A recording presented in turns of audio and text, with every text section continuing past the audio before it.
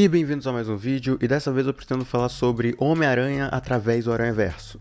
No caso, Homem-Aranha no Aranhaverso 2 para os mais íntimos. Que é uma animação que é tão bonita e tão incrível que, na verdade, eu tive orgasmo mental quando estava no cinema assistindo essa animação incrível. Que, sendo sincero, tá muito melhor que o 1 em questão visual. Tipo, ele literalmente pegou toda a ideia visual maravilhosa que tinha no 1 e melhorou, né? Eu vou chamar aqui de Aranhaverso 2 porque é mais fácil pra mim, mas ele é através do Aranhaverso, né? Ele, na teoria, é separado dessa história. E eu pretendo falar da arte desse filme, que é simplesmente maravilhosa e me encantou muito, como eu já disse. Então, na verdade, eu vou fazer esse vídeo, tem um avisozinho de spoiler, porque na verdade ele vai ter um spoiler ou outro, nada muito pesado, nada que vai te comprometer na primeira experiência que você vai ter no cinema assistindo esse filme, até porque não vai ser nenhum spoiler da história, no máximo do visual e dos personagens, mas todos eles já estão no trailer, então assim, não é muito spoiler, sabe? Eu não vou evitar de usar essas cenas, já que eu escolho minhas cenas com muito cuidado do que eu coloco de fundo, e inclusive deve estar passando alguma gameplay de fundo pra poder ficar mais tranquilo. É esse o aviso, então bora direto pro vídeo. Bem, logo de começo, na verdade, eu queria ir direto ao ponto e elogiar muito a fotografia desse filme, que é maravilhosa, e eu vou dar provas do porquê que ela é tão boa assim. Se tratando do universo do Miles, que é o que mais a gente vê, né, óbvio, o primeiro filme inteiro ele foi muito estilo uma edit de um clipe, ou pelo menos igual um clipe de hip hop, né, de rap, em uma parte das vezes. Um exemplo disso seria na parte que ele vai se tornar o Homem-Aranha Miles Morales, que a gente conhece. A cena até ele chegar no prédio, a cena até tudo como é moldado, é muito parecida com um clipe mesmo, e ele combina muito bem com a música, e funciona muito bem. Inclusive eu tenho que falar disso aqui, porque eles conseguiram usar isso nesse novo filme,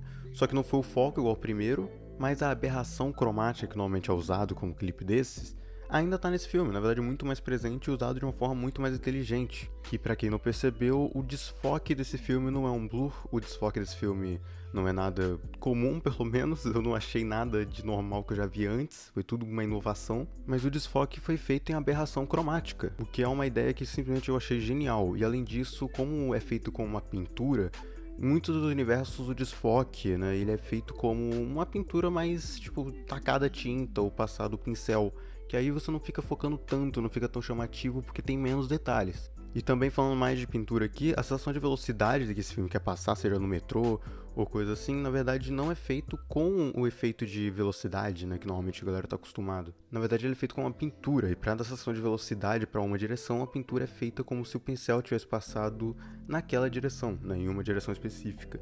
Que aí fica a sensação de que tá muito rápido para um lado e funciona muito bem, na verdade, porque fica bonito, combina com o visual e fica incrível, ainda mais com essa aberração cromática de fundo que, pra mim, fica uma obra de arte. E colocar um detalhe extra, na verdade, muito interessante da produção desse filme, que tem vezes que a tela tá normal, e aí pisca um frame ou alguns frames e tá diferente, sabe? Fica um visualzinho mais diferente, ou se destaca alguma coisa ou outra.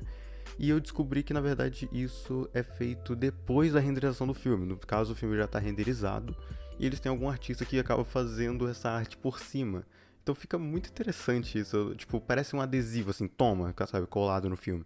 E falando em adesivo colado, eu não poderia deixar de falar do meu Homem-Aranha favorito de todos desse filme. Que eu acho que todos devem concordar com isso, ou pelo menos a maioria. Que é o Robbie Brown, o Homem-Aranha Punk. Que, caraca, que Homem-Aranha maravilhoso. Sinceramente, eu não consigo ver defeito nenhum na animação desse filme. E o Spider-Man Punk, ele é tipo um nível muito absurdo de animação que me assusta de tão bem feito que é. E chega a me dar agonia de como eu não consigo achar algo ruim nesse filme. É tudo muito bem feito. Porque o Homem-Aranha Punk, ele é feito no estilo rock punk, né? Meio antigo pra caramba. Igual das capas. Então assim, ele é muito feito de colagem, sabe? Parece que pegou um monte de papel de jornal, desenhou e toma, sabe? Tá aí o Robbie Brown. E de certa forma foi realmente isso que foi feito. Então tá certo, sabe? É meio que um monte de papel colado e junta e faz essa mistura e forma o Homem-Aranha Punk, né? Como é que ele é, e é maravilhoso. E os animadores, na verdade, eles mostraram como eles fizeram o Punk, né? Eles deram meio que um tutorialzinho de como fazer o Homem-Aranha Punk. E eu não vou focar em todos os detalhes, mas eu quero focar em uma coisa simples. Que é, o Robbie Brown é desenhado a 3S. E 3S eu vou explicar como é que funciona isso aqui. O filme todo ele é feito a 2S. O que é 2S? A cada 2 frames tem uma animação, né? Tem uma mudança na animação. ou dependendo da cena. Já que nesse filme tem muitas cenas que ao meses vai aumentar o tempo de animação, que vai ter uma mudança ou outra, e depende muito do jeito que eles querem fazer a cena. Mas essa sensação de que o Homem-Aranha tem desde o primeiro filme, de que os frames são meio diferentes, parece que tá com baixo FPS, na verdade no fundo você não tá errado, esse filme realmente tem baixo FPS entre muitas aspas. Mas na verdade o que acontece é que ele não tem os frames que compõem tudo, né? Que normalmente você faz uma gravação normal, você tem todos os frames, né? Vai ser muito. Já nisso, uma animação normal estaria uns 30 FPS, 24 FPS, por aí. Já o personagem estando a 2S, seria literalmente a cada 2 frames tem uma animação. Resumindo, ele tem metade do FPS que o filme realmente tem. Se ele tiver 30, ele vai ter 15 de animações. Se ele tiver 24, ele vai ter 12 e por aí vai.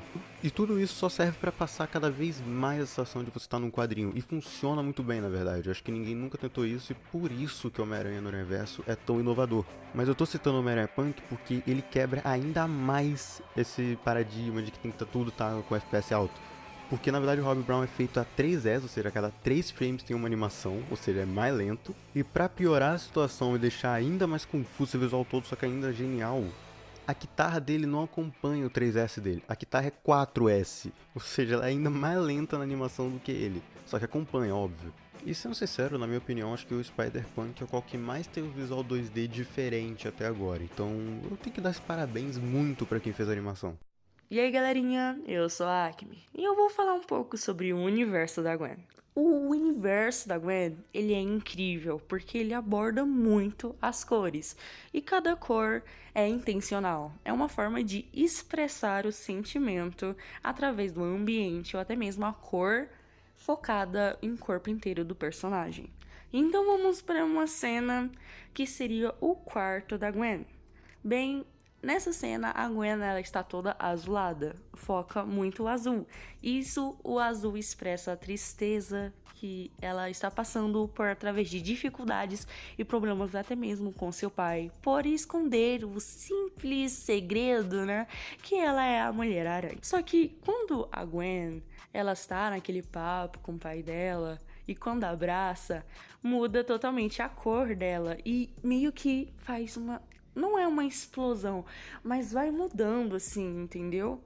É uma coisa linda. E ela fica rosa, onde mostra essa pureza, mostra o sentimento de conforto aos braços do pai. E também o fato do fundo ser rosa, porque o tema quadrinho da Gwen é todo rosinho. Então, tá de boa. Outra cor que não é tão explícita, ou pelo menos eu não notei de primeira, é o laranja. O laranja, ele é a amizade e a proximidade. E essa cor, ela tem destaque quando ela está com o Peter. Isso o Peter da dimensão dela, que seria o melhor amigo dela. Isso é muito legal. Outro destaque que seria o roxo. O roxo, ele representa aquela sensação misteriosa, ou até mesmo confusão, que aparece mais em destaques na cena que aparece 2099. Nossa, meu amigo, que personagem! Mas tudo bem. Então, é isso. É as cores mais marcantes que aparecem no filme no universo dela. Obviamente pode conter outras cores, mas essas são as principais, digamos assim, que aparece toda aquela historinha inicial da Gwen. Então, eu encerro o meu papo aqui. E agora indo pro qual que mais foi aguardado pra quem é muito fã de quadrinho, que é o 2099, óbvio. Que ele, a parte mais interessante seria a produção dele, porque ele foi muito mais específico. E a parte bacana eu diria que é a textura do traje, porque tem uns detalhezinhos a mais, como uns erros holográficos da parte vermelha do traje dele, que algumas vezes acontece. Mas obviamente a parte interessante seria que eles fizeram uma sombra específica pro 2099. Porque os quadrinhos ele tem essa sombra meio específica, né, meio diferente dos outros quadrinhos, e isso que faz ele diferencial tão grande. Afinal, uma curiosidade muito interessante da produção é que eles fizeram um shader, eu não sei muito bem como é que fala, mas fizeram um tipo de sombra específico pro 2099. Então assim, você tem uma animação normal, né, como ele sendo 3D normal, e eles aplicam essa sombra por cima, para fazer questão de ficar igual ao quadrinho e honrar, né, o jeito que era o visual. E fazer um comentário especial aqui, né, um extra, sobre o Homem-Aranha indiano. Ele é muito legal, simplesmente, tipo, ele é muito mais incrível do que eu pensava. Mas falando de aspecto visual mesmo, eu não consegui ver ele nada muito diferente dos outros, só que eu percebi que as cores dele estavam muito mais fortes. Pelo menos foi a impressão que passou pra mim. E se fosse pra dar um palpite, porque eu realmente não chequei sobre, mas a sensação que dá é que realmente ele foi baseado em pinturas indianas, porque as cores deles são muito vivas e realmente tem uma diferença muito grande. Tirando o fato de que o universo dele é muito mais bonito, com o efeito do sol ser bem do estilo indiano e além do mais a onomatopeia ser feita em indiano. Eu achei isso maravilhoso. Mesmo sendo o Miles tacando teia ou não importa, ainda a onomatopeia é indiana.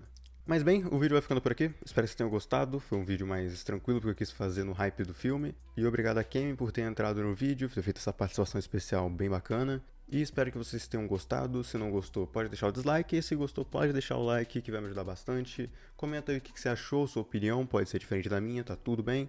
E o vídeo é meio que isso, eu quis falar mais da animação, dos efeitos visuais. Eu não comentei de todos, até porque não dá, é muito Homem-Aranha. Porém, eu realmente pretendo fazer um vídeo sobre a história bem futuramente, quando ele já sair do cinema, tiver tudo tranquilo e não tiver no hype, né, de ter que fazer rápido e tudo mais. Poder fazer com calma, poder fazer do meu jeito e poder fazer um bagulho bacana pra todo mundo. Então se inscreva se você não for inscrito. E é isso, fiquem bem, fiquem com Deus e tchau.